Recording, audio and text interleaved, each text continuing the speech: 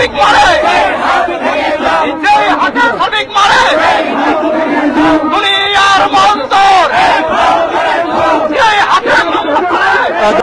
আমরা এই ডাক গ্রুপের আন্দোলনটা প্রায় 19 মাস ধরে আমরা করছি।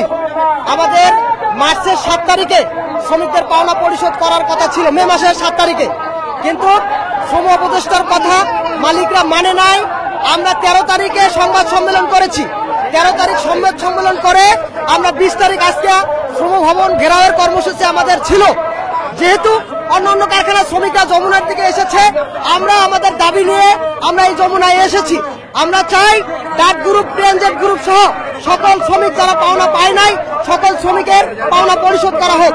আপনারা জানেন যে ডাক গ্রুপের 14,000 শ্রমিক, 14,000 শ্রমিকের চুক্তি অনুযায়ী যে পাওনা পাওয়ার কথা, সেই পাওনা শ্রমিকরা এখনো পায় নাই। সরকার মালিকরা 13 কোটি টাকা লোন দিয়েছে, সেই লোনের টাকাটাও সুবন্টন হয় নাই।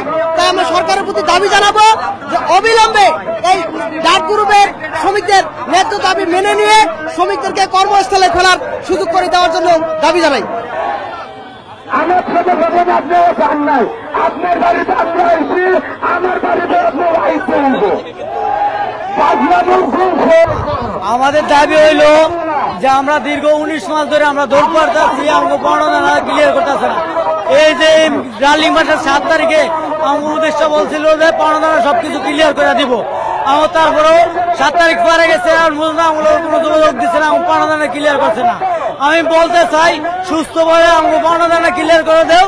আমরা কোনো আন্দোলন চাই না, আমরা শান্তিপূর্ণভাবে আমার টাকায় আমার বুঝে দেব, আমরা আন্দোলন ছেড়ে দেব। আর আমরা কোনো রাজনীতি করতে চাই না।